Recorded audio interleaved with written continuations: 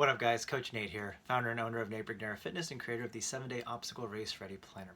Now, today is the third and final installment of my Race Ready formula, and those are essentially just 10 very simple steps to set yourself up for success when you hit that course for your next race. Now, yesterday we talked about what to do during the race. Now today we're going to cover, you just finished the race, you have that medal, you're chomping on that banana, you're drinking that energy drink that they just gave you at the post-race, and now what do, right? You're caked in mud. You're probably trying to figure out where all your friends are. What's the first thing that you want to do? Now, it's essential that you just get out of those clothes. I mean, that's just, the first step. You got to make sure that, you've brought those change of clothes, that you're rinsing off, you're changing out of those clothes that you were wearing for the race, and then you got those backup clothes in your bag, and you're immediately getting out of those clothes because you're gonna be covered in mud. It's gonna be really uncomfortable situation to continue to walk around in that. If you're in a drier environment, that mud is gonna just cake and just clump up, and it's going to stick to everything, so you really want to hose that off as quickly as possible. And if you're in the elements, that it's just going to be one more element that's going to continue to make you colder, so you run that risk of experiencing hypothermia if you continue to wear the clothes that you wore during the race. So get out of this as quick as possible and make sure that you actually have an area to drop all of that mess into. Oftentimes, just a garbage bag. Make sure that you actually put your name on the garbage bag if you're with a bunch of friends. Can't tell you how many times you go to a race and all the bags are the same, and everyone, grabs their bag of stuff. They end up with someone else's stuff. They get dropped off at their spot, and then, you just lost $200 worth of gear. So step one here is make sure that you want to,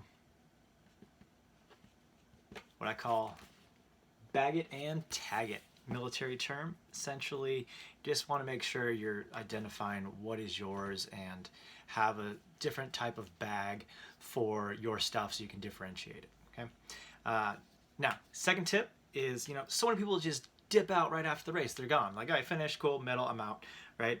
And there's a lot going on in these events. There's a little bit of a beer garden.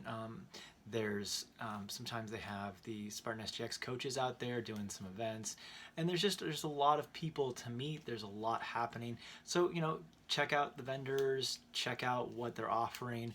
Make sure that you're making this a weekend. Make sure that you're making this an event. So many people just go into town, race, and then they're out. And even the surrounding area. These races are in some really cool small little towns. Get to know the community.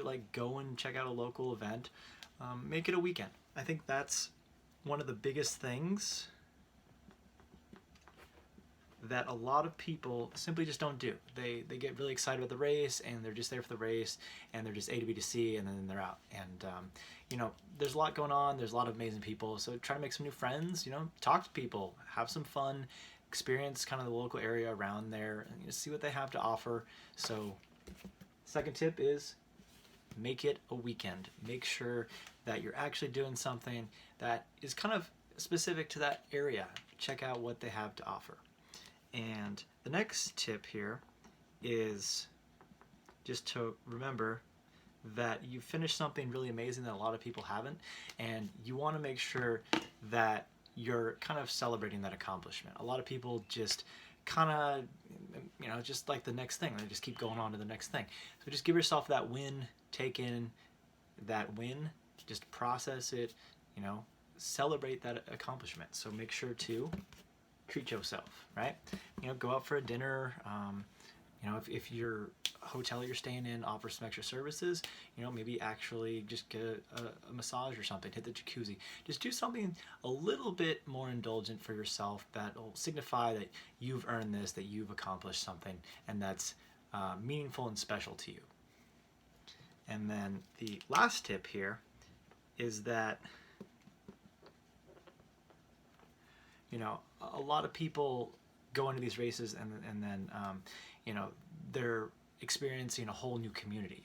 All these people that they're running with, all the people that are supporting them, people at the races, they're around such a really positive, supportive group of people. And everybody kind of has their own reason for jumping into obstacle racing. You want to make sure you're honoring that, but make sure that you're you're processing what you've just done, and that you're really taking in this entire experience. This really this community is a really great supportive environment, and it can really push you into new areas and open up a whole new world for you. So you really want to be open to that idea that you can do something that you thought you couldn't do before if you put in the work, right? So the last tip is just to ride the wave, right? What I mean by that is just like this is going to be your new normal now. This is going to be that next level that you've hit because you've accomplished something that so many people thought was impossible.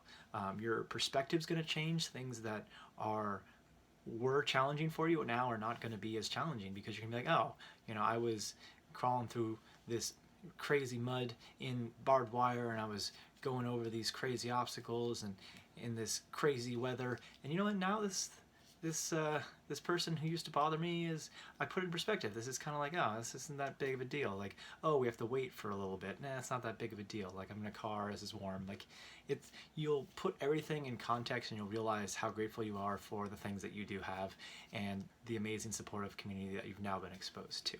So make sure that you're actually honoring that you're giving yourself that win, and that you're actually being open to this new type of community that you've been a part of. Those are the top 10 tips that I've experienced over this 7-year racing period that I've been participating in obstacle racing. And if you want to go deeper into some of the tools and strategies that I teach some of my clients for preparing for a race, definitely check out my 7-day obstacle race ready planner, and you can find that by commenting in the section below in this video, and I'll drop a link in there as well.